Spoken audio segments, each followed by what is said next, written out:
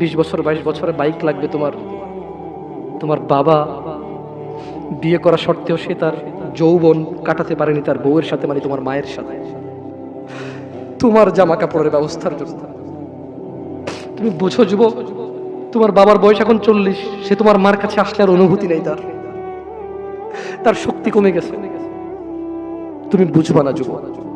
15 বছর বয়সে তুমি যত উত্তেজিত, তোমার বাবা 30 বছর বয়সে এরকম ছিল, সে আসতে পারেনি।